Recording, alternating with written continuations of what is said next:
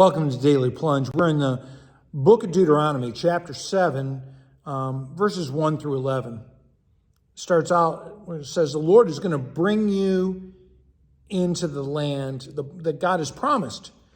And before you, he's going to drive out, a number of these tribes. And one thing about these tribes is that they're larger and stronger than the Israelites.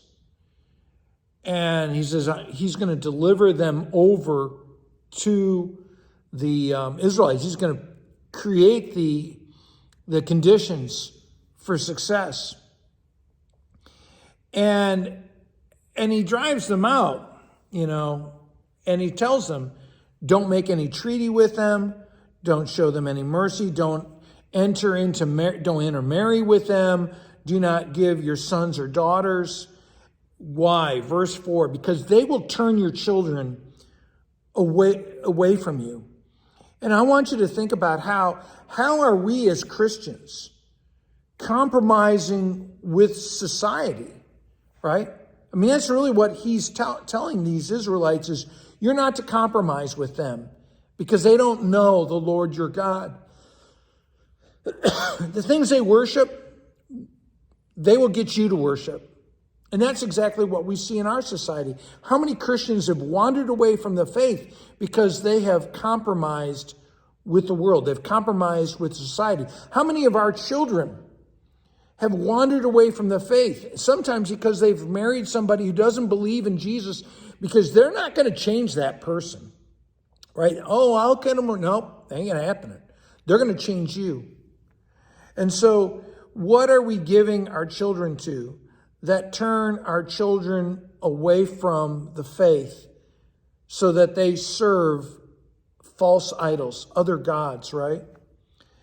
And so he says, you're to break down their altars, their sacred crystals, burn their idols. Do not have anything to do with their false gods. I'm the one who provides for you. He says, verse 6, you are a people who are set apart. You are holy to the Lord.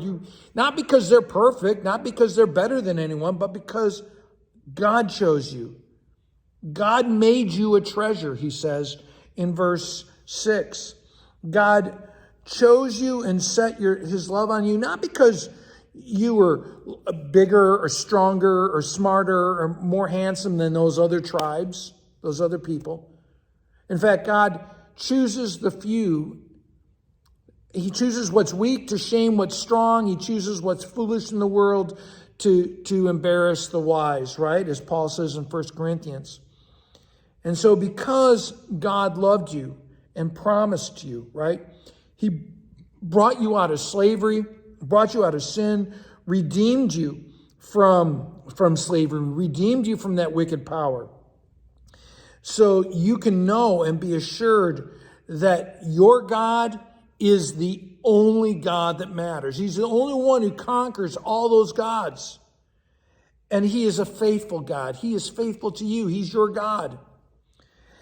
And he will love you to 1,000 generations. Think about how long that is. If every generation is 15 years, right? 20 years. You're talking about 15 to 20,000 years, right? And so he keeps his binding promises. And so he says, he will repay those who hate him.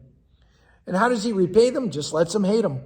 If you hate God, you're just killing yourself, right? And so don't be like that, thinking that there aren't any consequences to hating God.